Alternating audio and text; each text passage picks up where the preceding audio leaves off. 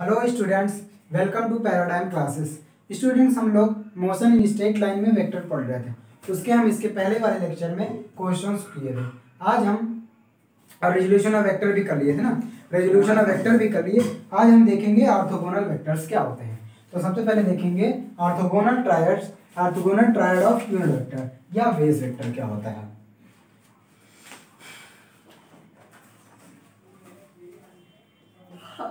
Orthogonal triad of unit vector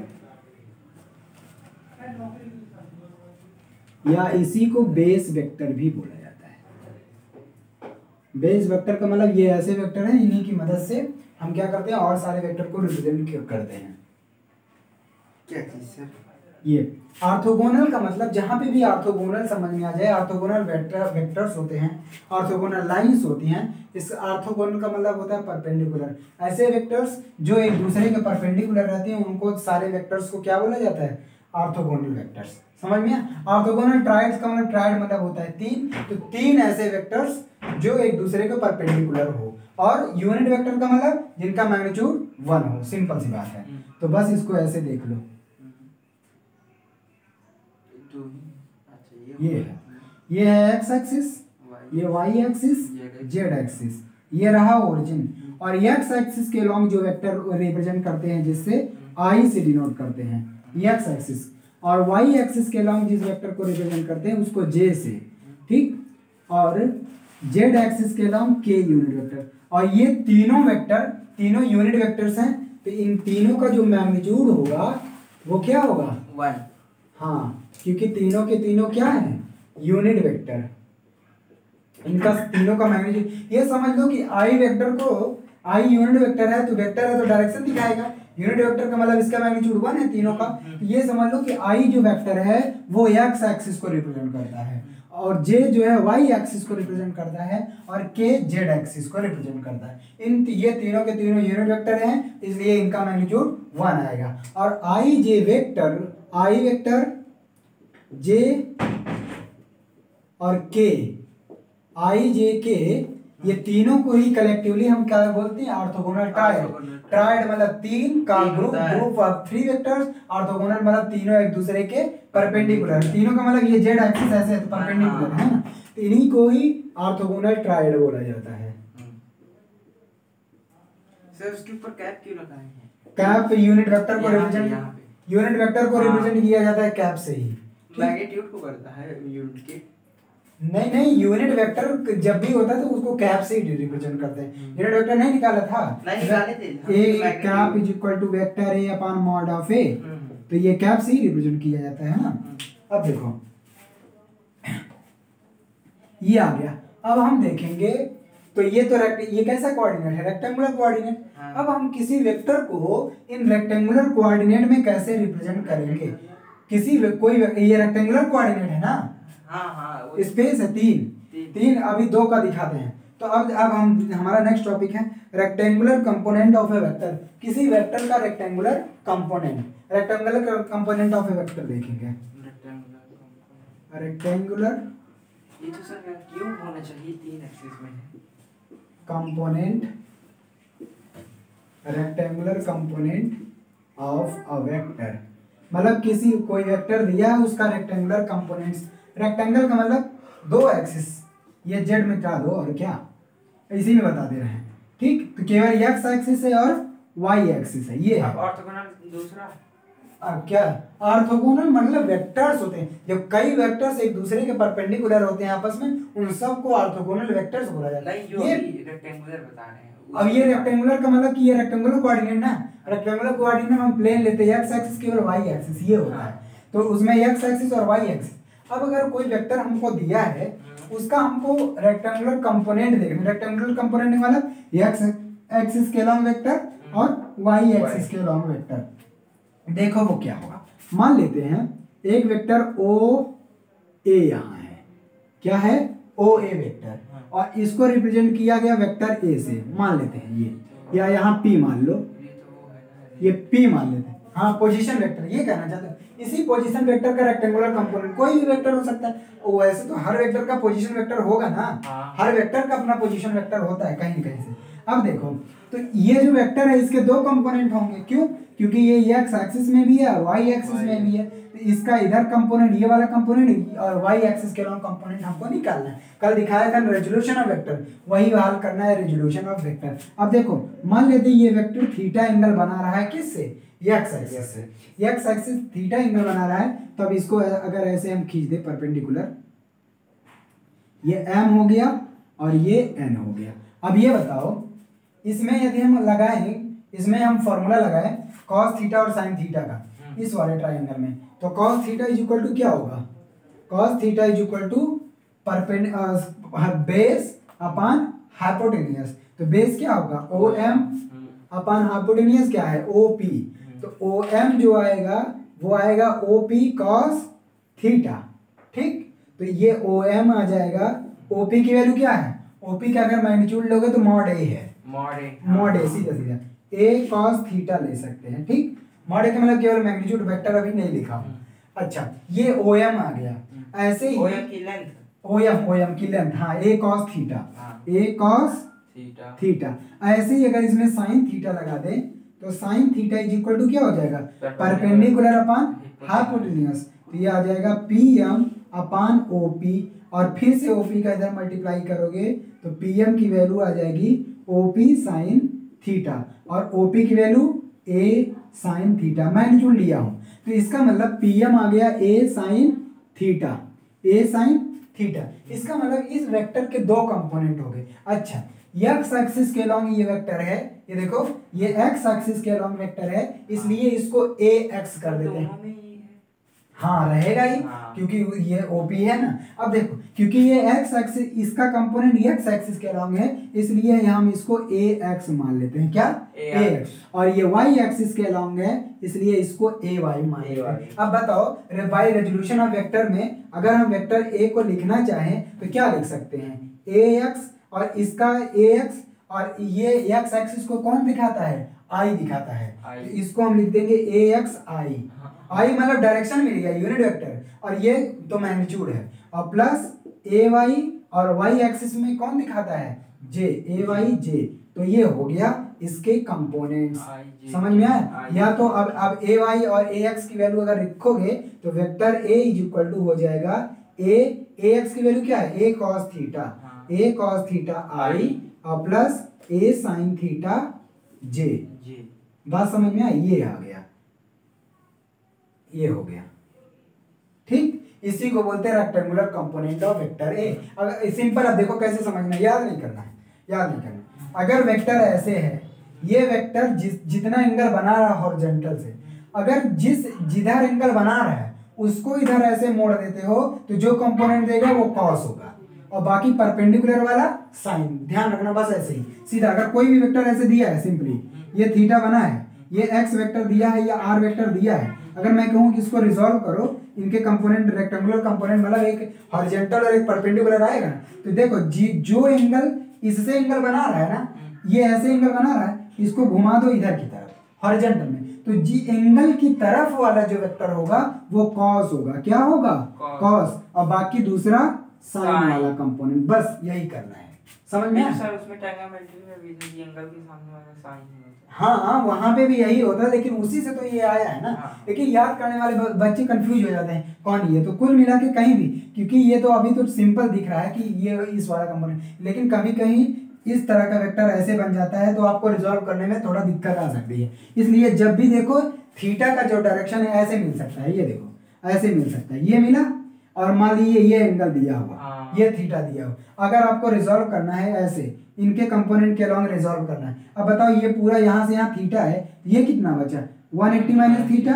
अब इसके along करोगे तो अगर ये वेक्टर x है, इसको इधर रिजॉल्व करोगे तो क्या लिखोगे?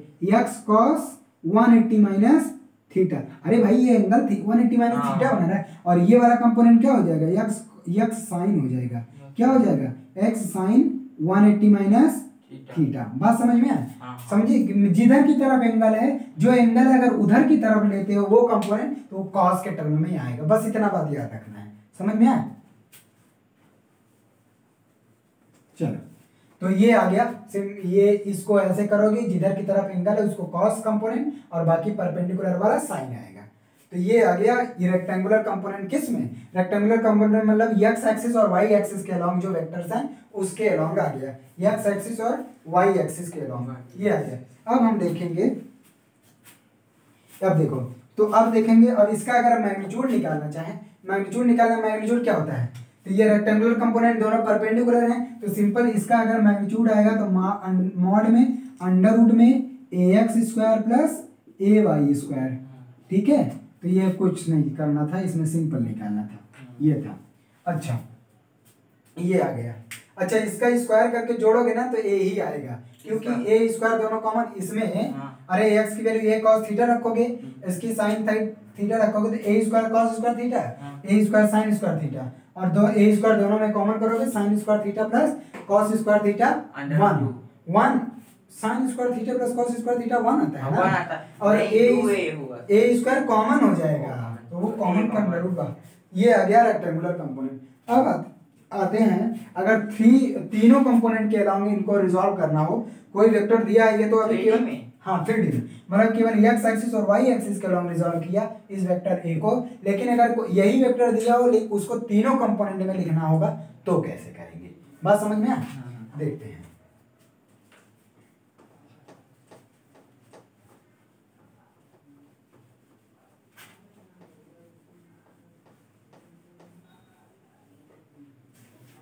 तो उसमें कुछ नहीं ज्यादा करना है, उसको जेड एक्सिस भी आप इधर ले लो, ठीक, ये जेड एक्सिस।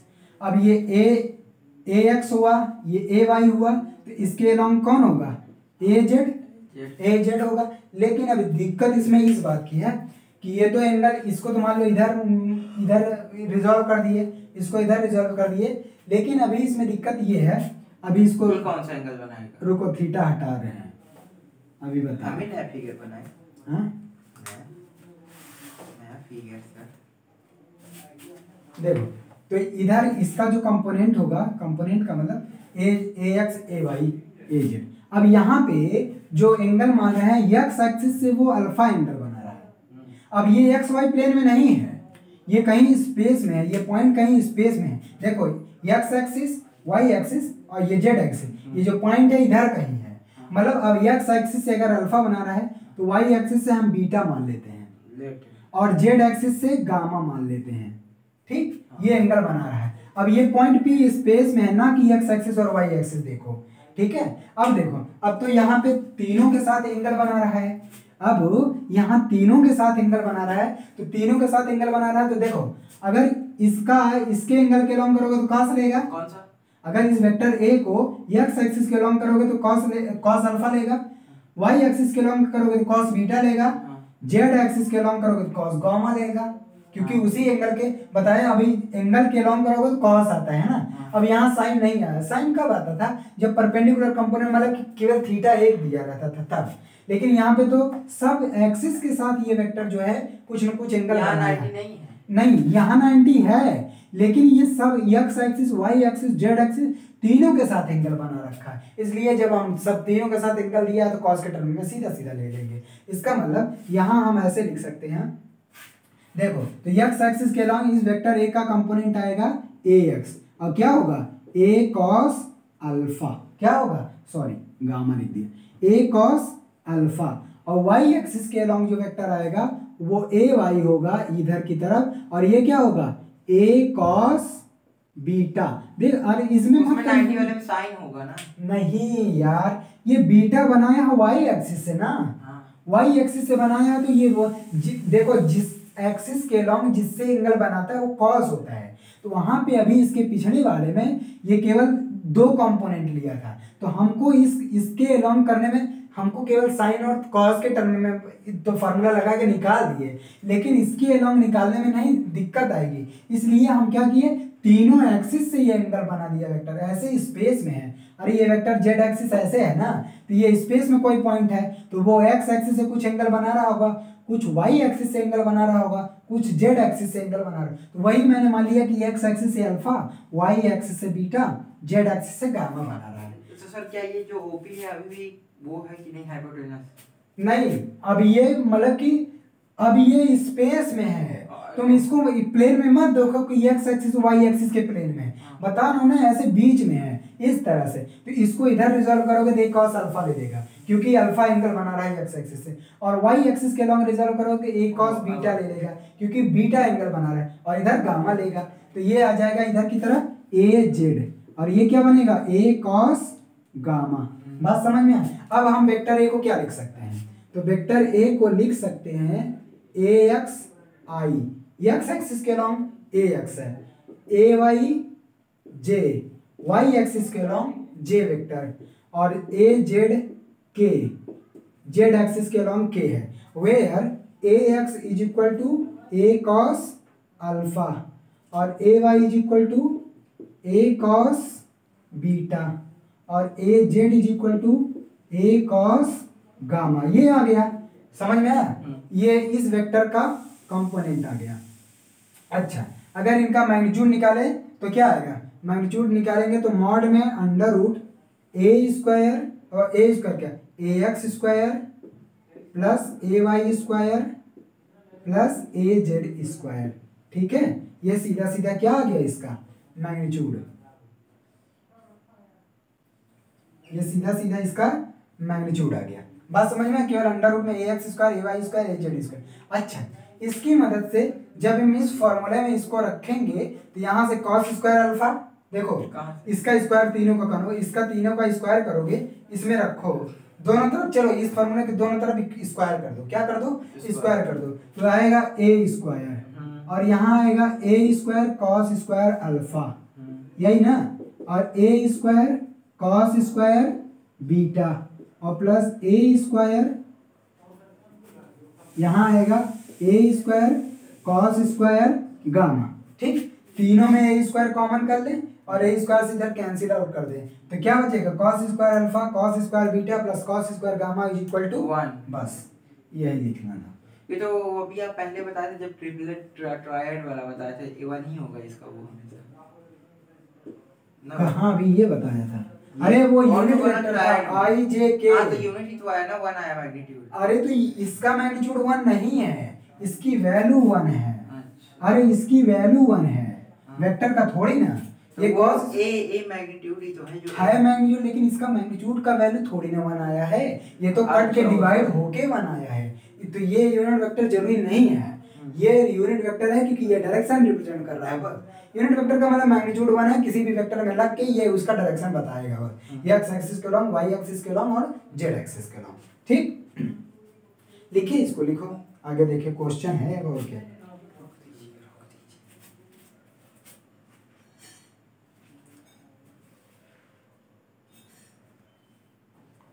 देखो लिख लीजिए, अब देखो क्या करूँगा। हाँ ठीक है,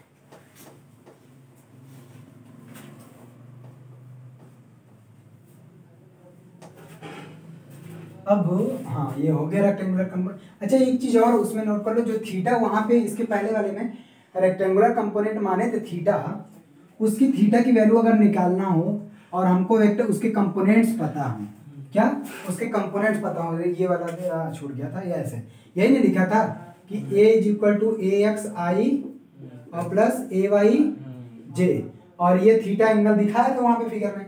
तो अगर tan थीटा निकालना होगा ना, तो क्योंकि परपेंडिकुलर है तो ये दोनों वेक्टर एक दूसरे परपेंडिकुलर है, परपेंडिकुलर में क्या करते हैं, इतना डिवाइडेड बाई ये, तो ये आ जाएगा ए वाई अपान ए एक्स। ठीक है, वाई एक्सिस के लॉन्ग जो कंपोनेंट है एक्स एक्सिस के लॉन्ग कंपोनेंट से डिवाइड कर देंगे, तो थीटा इज इक्वल टू हो जाएगा tan इनवर्स ए वाई अपान ए एक्स। तो ये वाला टर्म लिख लो क्या मतलब, इसी से तो वो आया साइन थीटा कॉस थीटा माने, है ना, तो इसी से आया था, ये छूट गया था, ये हो गया। अब आते हैं इस पे। अच्छा, कोई पोजीशन वेक्टर दिया हो, उसका सिंपल है, पोजीशन में लिखे इसको,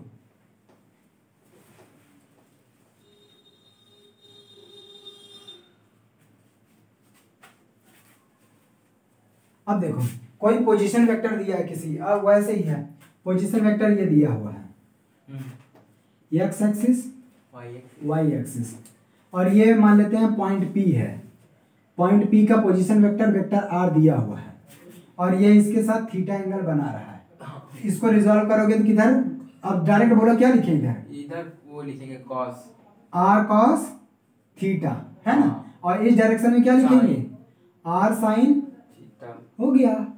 और इसी को क्या बोलेंगे, यक्स एक्सिस के अलॉन्ग यक्स डिस्टेंस है और इसको वाई मान लेंगे। अब बताओ वेक्टर आर को क्या लिख सकते हैं, vector r is equal to लिख सकते हैं यक्स आई और plus y j, x i plus y j, यही ना है। और यक्स इज इक्वल टू क्या है, r cos theta, y is equal to क्या है, आर साइन थीटा।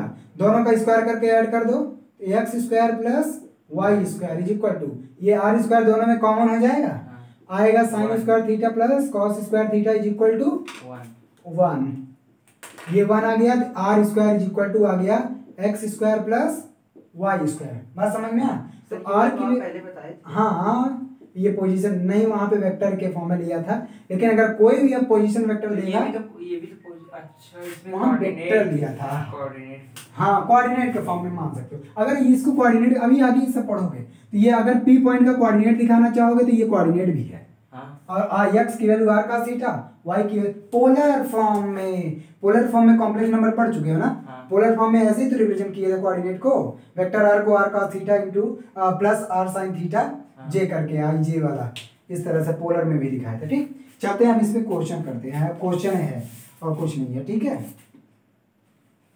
लिखे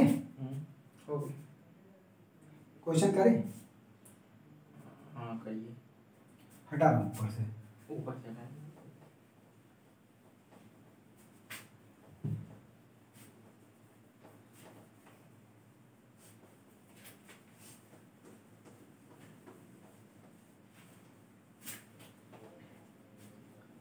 देखो क्वेश्चन देखो first, find the vector A B and its magnitude if it has initial point A and final point B दिया हुआ है। तो सिंपल, ये सबसे सिंपल फार्मूला है, सिंपल क्वेश्चन है, वो मैं भी पहले दिखा। तो कोई एग्जांपल फर्स्ट है, इसमें ए बी वेक्टर पूछा है, क्या पूछा है, ए बी वेक्टर, और जिसमें इनिशियल पॉइंट दिया हुआ है ए, जो दिया हुआ है पॉइंट वो दे रखा है 1 2 -1, मतलब ए पॉइंट दिया है 1 2 -1, ठीक है। और जो बी पॉइंट दे रखा है वो दे रखा है 3 2 2 3 2 2, ये दिया हुआ है, ये दिया हुआ ए और बी पॉइंट है। ये मान लेते हैं ए और बी दो पॉइंट्स हैं, समझे।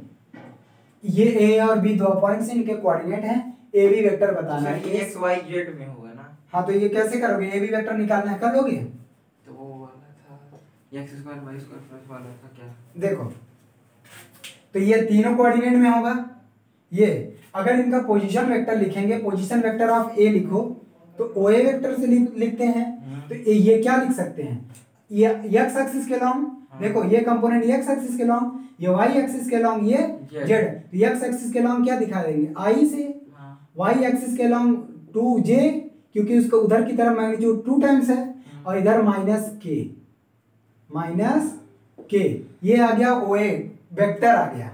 नहीं समझ में आया, नहीं ये ओ ए कैसे यार, अभी एक पोजीशन वेक्टर बताया, पी पॉइंट है, तो अभी एक्स और वाई बताया कि नहीं बताया, हाँ बताया। एक्स कंपोनेंट है तो ये इधर एक्स होता है और इधर वाई होता है, x is equal to r का थीटा। या अगर जो ये जो वेक्टर है या पी पॉइंट है, वो पी वेक्टर लिखोगे तो इधर लिखोगे एक्स आई, अरे जो इधर कोऑर्डिनेट है एक्स आई और प्लस वाई जे, यही ना। अब 3 वेक्टर है तो तीनों के लिए जेड भी जोड़ दो के, ठीक है, वही किया। अब ऐसे ओवी कंपोनेंट लिखोगे, ओवी क्या कहा है, ये जो दिया ये कोऑर्डिनेट है ना, हाँ कोऑर्डिनेट है, लेकिन पोजीशन, ये कोऑर्डिनेट है तो पोजीशन वेक्टर के फॉर्म में लिखा कि नहीं लिखा। सर जेड वाली लाइन खींचिए तभी किस में खींचे, अरे इसमें मैं समझा रहा हूँ, जेड का अलग से खींचने से क्या हो जाएगा, लो अलग से खींचने से क्या हो जाएगा, लो एक्स वाई जेड तीनों आ गया, ये एक्स वाई जेड। अब यहाँ ओपी जो आ जाएगा प्लस जेड के भी आ जाएगा, हाँ ये अब समझे, अब आ गया। अब देखो तो ये आ जाएगा। अब इसको लिए लिखो 3i, एक्स एक्सिस के लॉन्ग देखो 3 यूनिट है, वाई एक्सिस के लॉन्ग 2 यूनिट है, और जेड एक्सिस के लॉन्ग भी 2 यूनिट है। ये तो आ गया पोजीशन वेक्टर, क्या आया, पोजीशन वेक्टर। अब याद करो पोजीशन वेक्टर में हमने प्रूव कराया था कि ए बी वेक्टर जो है, इसको अगर निकालना है, जब हम दोनों का पोजीशन वेक्टर पता हो तो लास्ट वाले का position vector O V vector में OA वेक्टर सब्ट्रैक्ट कर देते हैं। बताओ ये प्रूफ कराया था कि नहीं कराया? Triangle law of vector addition याद करो, उसमें कराया था। तो ये आ जाएगा, आप सीधा सीधा इसको लिख दो, OV वेक्टर ये है, OA वेक्टर ये है, और 3i प्लस 2j और प्लस 2k, ठीक, ये आ गया OB ये, और माइनस OA लिखो, i 2j और माइनस k, ठीक, ये आ गया OA वेक्टर। बात समझ में? इसमें भी डाल दीजिए ABC। किसमें? कहाँ पे? लाइन में कौन सा AB है वो भी। अरे ये कोई कहीं भी हो सकता है ना। हाँ। क्योंकि आई जे के अब रेक्टेंगुलर कंपोनेंट जब तीनों डायमेंशन का लेंगे, जैसे रेक्टेंगुलर कंपोनेंट टू डायमेंशन में लेते हैं तो कितने क्वाड्रेंट बनते हैं? 4। ऐसे ही अगर तीनों डायमेंशन के लेंगे तो 8 क्वाड्रेंट बनेंगे। तो इस 8 में ये कहीं और है, ये कहीं और है, समझे? लिखने दिखाने को देख लो। चलो तो दिक्कत हो रही है, देखो रुको मैं दिखाई देता हूँ। वैसे उसकी जरूरत नहीं है, ये x axis, y axis, z axis, ये अब देखो, ये देखो 1 2 -1 मतलब x और y पॉजिटिव, z निगेटिव। तो x और y पॉजिटिव और z का निगेटिव किधर है? अंदर की तरफ। क्यों? क्योंकि z ऐसे ऊपर की तरफ अंदर की तरफ है, तो वो बनाना मुश्किल है। वो कहाँ बनाओ? तो मान लेते हैं x y पॉजिटिव है और तो ये निगेटिव अंदर की तरफ। मतलब अंदर की तरफ कैसे बनेगा? इधर कहीं बनेगा। हाँ, वहीं पे। ए, क्योंकि ये फर्स्ट क्वाड्रेंट नहीं है, एक्स वाई और अंदर की तरफ, तो ये आएगा 1 2 -1। और क्योंकि ये तीनों पॉजिटिव है तो तीनों पॉजिटिव तो फर्स्ट ही क्वाड्रेंट में आ जाएगा, तो ये बी वाला है 3 2 2। इस तरह से ये वेक्टर निकालना है, और इनका भी पोजीशन वेक्टर ये है, ये position vector of vector O A आ गया और ये ओ बी आ गया, और फार्मूला लगाओगे ओ ए प्लस ओ बी वाला, तो ये मिल जाएगा हमको। ये समझ में आया? अब चलो तो इसमें क्या करते हैं, कंपोनेंट का कंपोनेंट्स के साथ जोड़ते और घटाते हैं, ऐड और सब्ट्रैक्ट करते हैं। 3i माइनस आई कितना आएगा? 2i 2j माइनस 2j 0, कुछ नहीं बचेगा। 2k minus minus plus 3k हो गया। ये आया क्या? डिस्प्लेसमेंट वेक्टर, या कहो या वेक्टर ए बी। अब इसका क्या रहा? मैग्नीट्यूड बताओ। क्या बताओ? मैग्नीट्यूड। तो मैग्नीट्यूड क्या आ जाएगा बताओ? वो अंडर रूट में जो भी है 2 का स्क्वायर, पर जे नहीं है 0 का स्क्वायर कर दो, के 3 का स्क्वायर, 2 2 जा 4 3 3 जा 9 रूट 13। तो इसका मैग्नीट्यूड आ गया रूट 13। ठीक, सिंपल था, कुछ नहीं। अगला क्वेश्चन देखो, find the unit vector parallel to the resultant of the vector. ये इसके पैरेलल, ठीक है। देखो ये क्वेश्चन समझ में आया? हटाएं, कहाँ तक लिखे? आखिरी लाइन इधर हटा रहे पीछे ऊपर से, ठीक।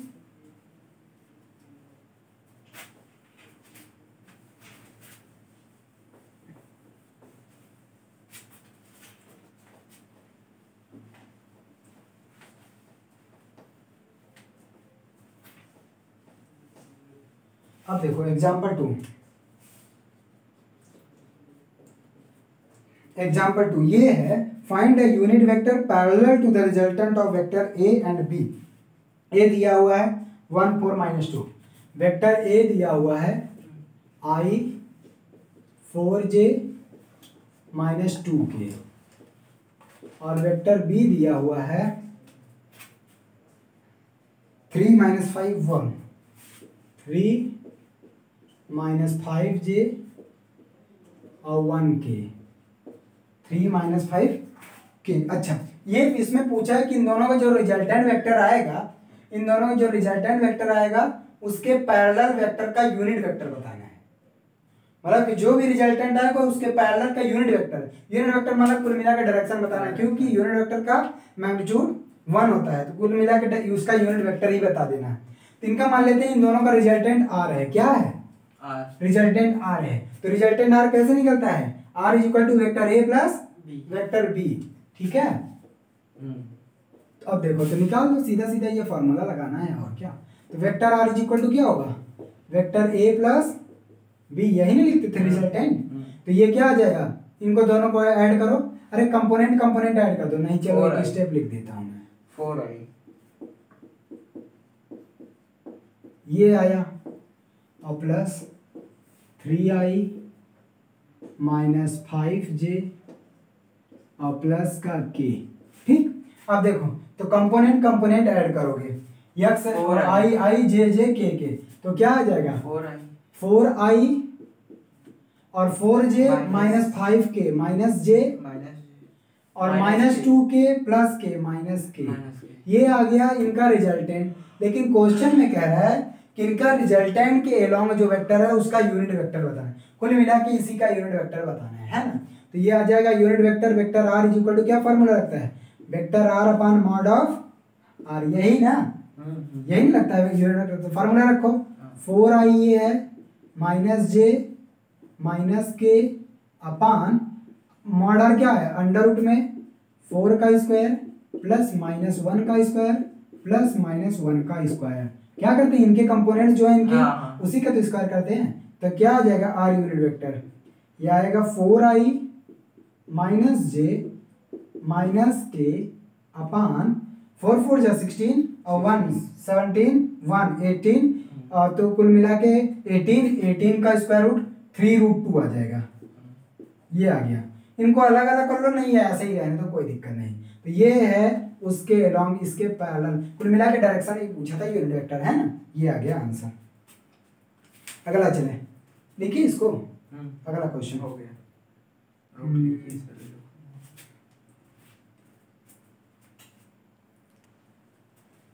चलो देखो नेक्स्ट क्वेश्चन।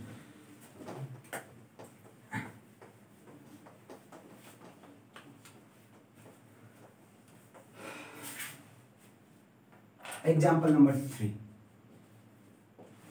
एग्जाम्पल नंबर 3 क्या है, ये कह रहा है अ vector x when added to the resultant of vector a and vector b gives a unit vector along y axis, find vector x। मतलब वेक्टर x के बारे में कुछ अता पता नहीं है, ये कोई वेक्टर है। ठीक, ये कह रहा है कि वेक्टर a दिया हुआ है 3 - 5 7 3 - 5j 7 के, ये वेक्टर है। और वेक्टर बी दे रखा है 2 4 - 3 2i 4j -3 के। तो इसमें क्वेश्चन कह रहा है कि जब इस वेक्टर x को इन दोनों के रिजल्टेंट में ऐड किया जाता है, इन दोनों के रिजल्टेंट में ऐड किया जाता है, तो जो भी वेक्टर आता है वो y एक्सिस के अलोंग वेक्टर आता है। बात समझ में? मतलब कुल मिला के अगर इन दोनों का रिजल्टेंट मान लेते हैं, इन दोनों का रिजल्टेंट r है, क्या है r वेक्टर। तो अकॉर्डिंग टू दिस क्वेश्चन ये कह रहा है कि जब इस वेक्टर को इन दोनों के रिजल्टेंट के साथ ऐड किया जाता है तो जो नया वाला रिजल्टेंट आता है वो y एक्सिस के अलोंग है। मतलब ऐसा, इन दोनों का रिजल्टेंट r है, इन दोनों का रिजल्टेंट r है, तो ये क्वेश्चन कर रहा है vector x plus vector r is equal to जो ये वेक्टर नया वाला आ रहा है वेक्टर r1 माना हो ना, ये किसके अलोंग है, along y axis, along y axis. ठीक है, ये क्वेश्चन में कह रहा है, ये क्वेश्चन में कह रहा है। तो हमको कह रहा है कि x की वैल्यू बतानी है कि ये वेक्टर x क्या है, ये पता करो। बात समझ में आया?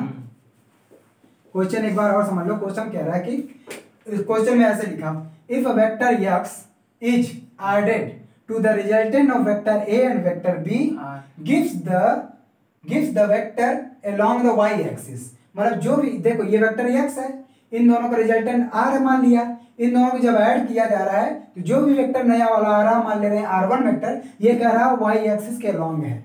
बात समझ में आया? आया नहीं आया? ठीक है, अब कह रहा है कि x की वैल्यू बताओ कि वो आखिर वेक्टर x क्या है। सिंपल सा, तो ये इनका रिजल्टेंट वेक्टर r तो निकल जाएगा ना। वेक्टर आर क्या होगा, vector a plus vector b, यही ना होता है रिजल्टेंट। लगाओ फॉर्मूला 3 2 5i -5 + 4 -j 7 - 3 4k। ठीक है, ये देखो 3 2 5 -5 + 4 -j 7 - 3 4 आएगा, प्लस में ही आएगा।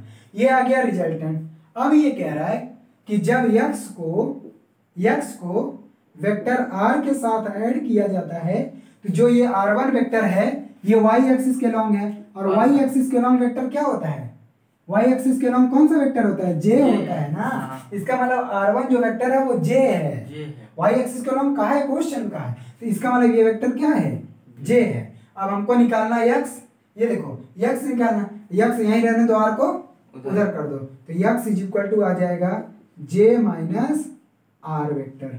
ठीक है, अब देखो इस वाले वेक्टर में i और k नहीं है तो ऐसे जोड़ दो, 0i प्लस j और प्लस 0k जोड़ दो, ये भी खुश हो जाए, हमारे पास भी आई जे आ गया, minus vector r, vector r अब ये भी निकला, कहाँ गया कहाँ गया, ये है 5i माइनस जे प्लस 4 का के। बात समझ में आया? अब घटा दो तो बताओ क्या आएगा, 0 माइनस 5 माइनस 5i, 1 माइनस 1, ये देखो माइनस माइनस प्लस, तो 1 प्लस 1 2j, और 0 माइनस 4 माइनस 4, यही आ गया वेक्टर x, और यही के बारे में पूछा ही था आंसर, है ना। अच्छा क्वेश्चन था, बहुत अच्छा क्वेश्चन था। अगला चलो, ओके, अब 2 क्वेश्चन हम छोड़ रहे हैं, तुम अपने से करना, एक क्वेश्चन, एक 2 क्वेश्चन हम और इम्पोर्टेंट बता देते हैं इसमें जो भी है ना, लिखिए इसको, हटा रहे हैं, ले लीजिए आप लोग स्क्रीनशॉट।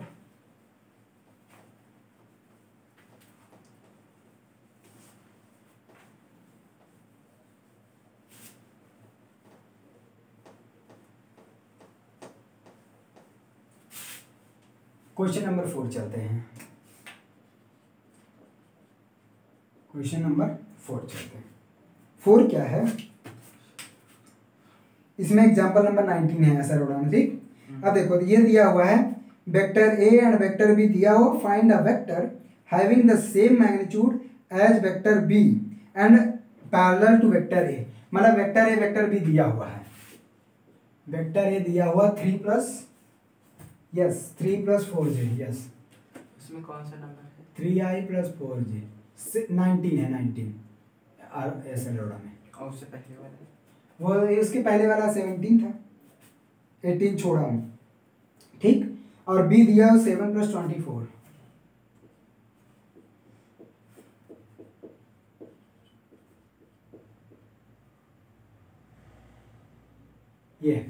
ये दिया हुआ वेक्टर ए वेक्टर बी दिया हुआ है, हाँ? ये वेक्टर ए, ये वेक्टर बी दिया हुआ है, तो ये कह रहा है कि फाइंड अ वेक्टर, लिख लो क्योंकि इसी में बात है पूरी, find a vector of the same magnitude as b, मतलब कि जो बी का मैग्नीट्यूड है उसका मैग्नीट्यूड भी वही है, एंड पैरेलल टू ए। बात समझ में आया? ए के पैरेलल, वैसे इसको बोला जाता है वो मैं भूल गया क्या टर्म है यार, चलो आएगा तो बताऊंगा, अभी याद नहीं आया, इसको बोला जाता है, देखो तो सिंपल सी बात, इसमें जो क्वेश्चन में साफ साफ कह रहा है कि भाई वो वेक्टर बताओ जिसका मैग्नीट्यूड बी के मैग्नीट्यूड के बराबर हो और जिसका डायरेक्शन ए के डायरेक्शन के बराबर हो। हम क्या काम करेंगे, बी का मैग्नीट्यूड ले ले और ए का डायरेक्शन ले ले, केवल मैग्नीट्यूड नहीं और केवल डायरेक्शन, और किसी वेक्टर का केवल डायरेक्शन लेना हो तो क्या करेंगे, हम उसका यूनिट वेक्टर निकाल लेंगे क्योंकि उसका मैग्नीट्यूड 1 होता है, इसका डायरेक्शन ले लेते हैं, इसका मैग्नीट्यूड, दोनों को कर देते हैं मल्टीप्लाई, हो जाएगा वेक्टर। भाई मैग्नीट्यूड यही आएगा क्योंकि इसका मैग्नीट्यूड, यूनिट वेक्टर का मैग्नीट्यूड 1 होता है, 1 का मल्टीप्लाई इसमें करेंगे वही आएगा जितना ये मैग्नीट्यूड है, केवल डायरेक्शन इसका मिल जाएगा। बात समझ में आ, तो यही निकालना है, प्रोजेक्शन बोलते हैं, अभी याद आया इसको, अभी नहीं प्रोजेक्शन, इसका मतलब जानते हो क्या है, सीधा सीधा projection of vector B along A है, बस projection of vector B along A है इसको, लेकिन अभी यहाँ प्रोजेक्शन की बात नहीं दिया, आगे आएगा, लेकिन यहाँ पे यही कॉन्सेप्ट पूछा, यही है कहने का यही मतलब हुआ, ठीक, इसको प्रोजेक्शन बोला जाता है। अब चलो तो वेक्टर बी का मैग्नीट्यूड निकाल लो, तो क्या होगा, अंडर रूट में 7 का स्क्वायर प्लस 24 का स्क्वायर, तो 7 24 25 का ट्रिपलेट होता है, तो ये आ जाएगा 25, देख लेना, ये आ जाएगा 7 7 49 और 24 का स्क्वायर 576, इन दोनों को ऐड करोगे 625, 625 का स्क्वायर रूट 25। ठीक है, ये आ गया इसका मैग्नीट्यूड। अब वेक्टर ए का वो निकालो यूनिट वेक्टर, तो वेक्टर ए का unit vector vector A upon mod of A, बात समझ में आ? तो यूनिट इसका क्या आएगा 3i और प्लस 4j, ठीक है, अपान अंडर रूट में 3 का स्क्वायर प्लस 4 का स्क्वायर, 3 4 5 का ट्रिपलेट होता है, इसका 5 आएगा। क्यों? क्योंकि 3 3 9, 4 4 16, 16 और 9 25, 25 का स्क्वायर रूट 5, तो ये आ जाएगा 3i और प्लस 4j अपान 5। बात समझ में आ? ये यूनिट वेक्टर आ गया, ये क्या आ गया यूनिट वेक्टर। इसको ऐसे भी लिख सकते हो 1/5 और उसके बाद 3i प्लस 4j, ये यूनिट वेक्टर आ गया किसका ए का। अब हमको निकालना है वो वेक्टर जो बी के मैग्नीट्यूड के बराबर हो लेकिन डायरेक्शन ए का हो, तो डायरेक्शन तो ए का भी यूनिट वेक्टर उसका दे दे रहा है, मैग्नीट्यूड ये है, तो वो वेक्टर रिक्वायर्ड वेक्टर आ जाएगा आंसर, रिक्वायर्ड वेक्टर 5 भी आएगा, vector B mod into A unit vector, mod B into A unit vector. तो मॉड बी क्या है 25, ए यूनिट वेक्टर क्या है 1/5 3i और प्लस 4j, ठीक है, 5 5 जा 25, तो ये आ जाएगा 5 3i और प्लस 4j, हो गया। बहुत होगा तो और इसमें मल्टीप्लाई कर दो 15i प्लस 20j, ठीक है, ये आ गया। निकाल के देख सकते हो, इसका मैग्नीट्यूड निकालोगे बी के मैग्नीट्यूड के बराबर ही आएगा, ठीक है, बी के मैग्नीट्यूड के बराबर आएगा, लेकिन डायरेक्शन इसका क्या है ये ए के पैरेलल है, देख सकते हो 3 4, 3/4 का रेशियो है, इसमें भी 3/4 का रेशियो है, ठीक, डायरेक्शन सेम आएगा। ये आ गया क्वेश्चन। और एक क्वेश्चन बर्ड वाला दिखा दूं, क्वेश्चन बहुत है, हाँ चलो ये वाला क्वेश्चन, एक क्वेश्चन उस पर दिखा देता हूँ जो cos square alpha plus cos square beta plus cos square gamma पे, ये नोट किए क्वेश्चन, आगे चलता हूँ।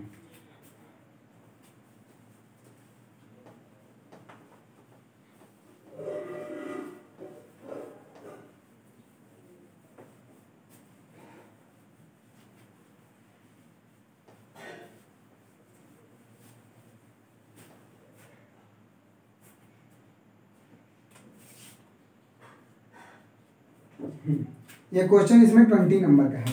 ये कह रहा है a bird moves with velocity 20 metre per second in the direction making an angle 60 with the eastern line. वाह, ईस्टर्न लाइन से 60 एंगल बना रहा है, ये है ईस्टर्न लाइन। क्वेश्चन नंबर इसमें कौन 20 है और यहाँ पे 5 नंबर एग्जाम्पल कर रहा है। अब देखो इसमें क्वेश्चन कह रहा है कि a bird moves with velocity 20 metre per second in the direction making an angle 60 with the eastern line. मतलब कि बर्ड ऐसे उड़ रही है 25 मीटर पर सेकेंड की स्पीड से, है ना, और कितना एंगल बनाई है एक्स एक्सिस से, ईस्ट से, ईस्ट मतलब एक्स एक्सिस के अलावा 60 डिग्री का एंगल बनाया है, ठीक। चलो इसको भी खींच दो ऐसे। अच्छा, ये तो बर्ड का आ गया। दूसरी बात क्या है कि 60 degree with the eastern line, oh sorry 20 था, ये 25 नहीं था, 20 मीटर पर सेकेंड की स्पीड से जा रहा है, ओके। उसके बाद कह रहा है कि eastern line and 60 degree with the vertical upward. अच्छा, इससे 60 बना रही है और इससे भी 60 बना रही है। अब सोच रहे होगे कि ये दोनों 60 60 190 होता है, तो ये कैसे 60 60 120 आ गए? नो, ये स्पेस में उड़ रही है। स्पेस में मतलब तीनों डायमेंशन के लॉन्ग है, ऐसा समझ सकते हो। ये स्पेस में है, स्पेस मतलब ऐसे तो बन सकता है 60 60। अच्छा, उसके बाद ये कह रहा है कि represent the velocity vector in rectangular form. इस वेलोसिटी वेक्टर को जो v दिया हुआ है इसको रेक्टेंगुलर फॉर्म में रिप्रेजेंट करना है। रेक्टेंगुलर का मतलब v इक्वल, अब ये तीनों डायमेंशन दिखाना है ना, x y और z तीनों, तो इसके लिए क्या लिखे थे? अगर में दो ही होता है। अरे यार, इनके component x axis y axis z axis, rectangular दोनों नहीं, z कहाँ गया? तीनों डायमेंशन में ये मोशन कर रही है ना, स्पेस में बढ़ रही है, इसमें 3D। v इक्वल टू क्या आ जाएगा? vx i x and y ही निकाले। हाँ, लेकिन ये भी आता है, ये रेक्टेंगुलर कंपोनेंट ही सब है। वहाँ 2 डायमेंशन था, उसके बाद वो 3 डायमेंशन वाला लिखा है, और ये आ जाएगा vy j और प्लस vz k, यही ना इसके कंपोनेंट्स हो गए। अच्छा वी एक्स क्या होगा, देखो एक्स एक्सिस ये है, ईस्ट की तरफ एक्स एक्सिस मान लेते हैं। एक्स एक्सिस जो एंगल बनाता है उसको अल्फा बोलते हैं, वाई एक्सिस जो एंगल बनाता है उसको बीटा मानते हैं, और जेड एक्सिस से भी कुछ ना कुछ एंगल बना रहा होगा, मान लेते हैं गामा। तो सबसे पहले हमारी प्रायोरिटी है तो गामा निकालना। क्यों? क्योंकि वी एक्स होता है वी कॉस अल्फा और वी वाई होता है वी कॉस बीटा और v z v cos gamma. बात समझ में आया? वेलोसिटी तीनों का दिया है, 20 मैग्नीट्यूड तो दिया है 20, लेकिन cos अल्फा cos बीटा तो पता है, cos गामा नहीं पता। अब इसके लिए फॉर्मूला कौन सा लगाओगे? अभी क्या रिलेशन बताया था, cos square alpha plus cos square beta plus cos square gamma, cos square gamma is equal to 1। यही वाला फॉर्मूला लगाओगे। यार इसमें लिखा नहीं, पूछा क्या है, देखो इसमें वेक्टर v दिया हुआ है, ये कह रहा है कि एक बर्ड है, एक चिड़िया है, वो ईस्ट से 60 डिग्री एंगल बना के उड़ रही है 20 मीटर पर सेकेंड की स्पीड से, ईस्ट से 20 डिग्री सेल्सियस 20 डिग्री का एंगल, और जबकि वर्टिकली अपवर्ड से ये 60 डिग्री, क्या मैं उल्टा बोल रहा हूँ, दोनों से एक्स एक्सिस और वाई एक्सिस दोनों से 60 डिग्री का एंगल बना रही है। तो हमको कह रहा कि इसके सारे कंपोनेंट वेक्टर के फॉर्म में रिप्रेजेंट करो, मतलब ये जो वेलोसिटी वेक्टर है इसके रेक्टेंगुलर कंपोनेंट के फॉर्म में, मतलब इसके फॉर्म में रिप्रेजेंट करने के लिए कह रहा है। ठीक, तो इसके लिए हमको क्या चाहिए, ये होता है तीनों कंपोनेंट, ये होता है v cos alpha v cos beta v cos gamma. Alpha beta तो पता है एक्स और वाई एक्सिस से, गामा नहीं पता, तो गामा इस फॉर्मूले से निकालेंगे। चलो रखो, cos square 60 plus cos square 60, क्यों? क्योंकि अल्फा बीटा 60 दिया हुआ है, और cos square gamma is equal to 1। अच्छा cos 60 की वैल्यू कितनी होती है, 1/2, 1/2 का स्क्वायर करेंगे 1/4, यहाँ पे भी 1/4 plus cos square gamma is equal to 1, 1/4 plus 1/4 2/4, 1/2, 1/2 इधर चला गया, तो क्या आएगा, cos square gamma is equal to 1 minus 1/2, 1/2 square है, स्क्वायर रूट हो जाएगा, उधर जाएगा 1/√2, 1/√2, तो cos कितने की वैल्यू 1/√2 होती है, 45 की। इसका मतलब गामा की वैल्यू 45 आ गई। अब यहाँ पे रख दो वी एक्स वी वाई की वैल्यू, चलो v कितना है 20 और cos 60 रखोगे, cos 60 की वैल्यू 1/2, 20 इंटू 1/2 करोगे ये 10 आ जाएगा। क्या हुआ, 20 cos 60, अरे ये 20 दिया है cos 60, अब ऐसे इधर v की वैल्यू 20, ये भी तो 60 बना रहा है, बीटा भी 60 है, तो ये भी आ जाएगा 10 मीटर पर सेकेंड। और यहाँ पे 20 और cos गामा cos 45, और cos 45 की वैल्यू 1/√2, रेशनलाइज करोगे तो आएगा 10√2 इसकी वैल्यू। ठीक है, तो इसका मतलब वेलोसिटी जो वेक्टर आ जाएगा ये क्या आया, 10i प्लस 10j और प्लस 10√2 के हो गया। यही कहा था, ठीक है, यही कहा था, ठीक।